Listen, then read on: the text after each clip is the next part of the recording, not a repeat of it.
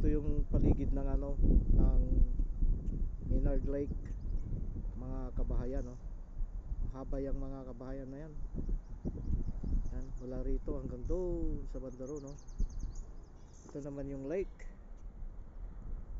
Nasa harapan lang yung lake sa mga kabahayan. Yan. Yan, ito yung lake, Maynard Lake.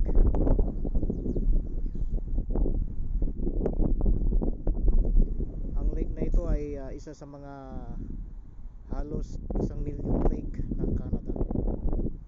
Nabibilang ito sa halos 1,000,000 lake ng country ng Canada. Haba rin itong lake na ito, mula rito hanggang doon sa bandaron. Paliko pa yan, paliko pa ron sa bandaron. Kaya napakagandang mamasyal dito.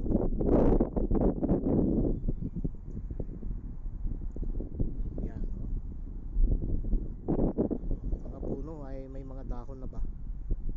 Nung karating namin dito, wala pang mga ano yan, wala pang mga dahon. Yun, no? Panahon ng ano, ng spring nung karating namin dito. Parang mga ano, mga patay na ano ba, mga punong kahoy ba, mga sanga na. Pero yun pala ay ano, ganun pala nangyayari yun kapag ka sa panahon ng taglagas. Okay, kasi pag panahon na ng taglagas, ano na yun, papasok na yung panahon ng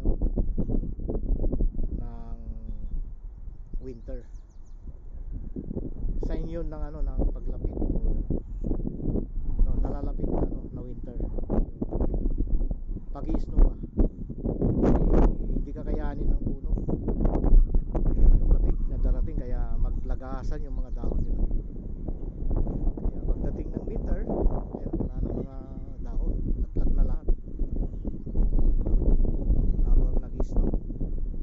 At abot yung walang dahon na yun ng mga puno, abot siya ng ano, ng spring. Then ano, nagre-ready na naman yan para sa ano, susunod na week na season, yung summer. Habang papalapit yung summer, umuusbong naman ang mga dahon ng mga punong kahoy. Kaya pagdating na ng summer, talagang ano na, madahon na mga punong kahoy. Katulad ng mga yan, no? Diba? Lahat na halos ng mga punong kahoy talagang ano na, may mga ano na talaga, may mga dahon na, tumubo na mga dahon nila. This is for the coming summer. Ayan, pag summer na, maganda ng paligid, maganda ng panahon.